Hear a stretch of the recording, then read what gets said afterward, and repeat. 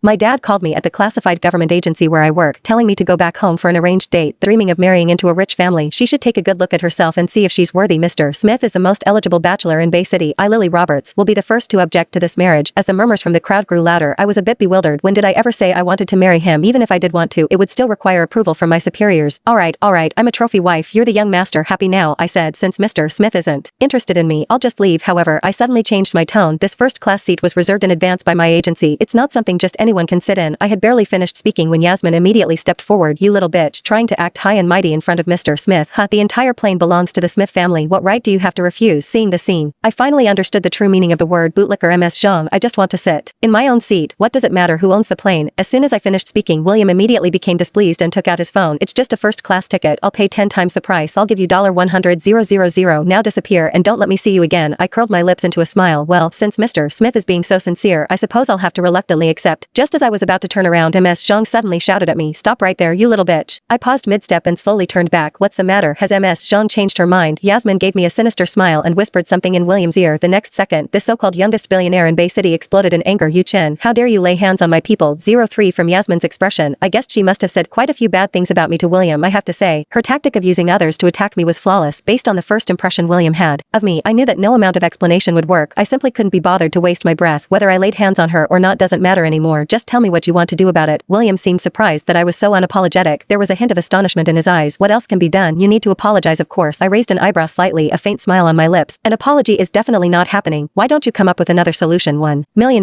Yasmin exclaimed gleefully, stepping forward. As Mr. Smith's personal assistant, I handle multi-million-dollar deals in minutes. Just because you pushed me earlier, I'm feeling unwell now. You have to take responsibility. Hearing Yasmin's words, the onlookers around us gasped in shock. Even William himself seemed surprised. Ms. Zhang, isn't $1 million a bit much? He asked. Even if you went to the hospital for a full body checkup, it wouldn't cost nearly that much. Yasmin immediately waved her hand. No, Mr. Smith, you're thinking too narrowly. As your personal assistant, I was assaulted on your family's own plane. It's not just my face that's been lost. Asking for just $1 million in compensation is already being merciful to her. William pondered for a moment, feeling there was some logic to it, and nodded slightly. Fine, $1 million it is. I'll pay it. I didn't give them time to reconsider and immediately agreed. All right, I accept. With those words, the eyes of everyone on the plane focused on me. Some thought I was putting on airs. Some suspected I was playing dumb to catch them.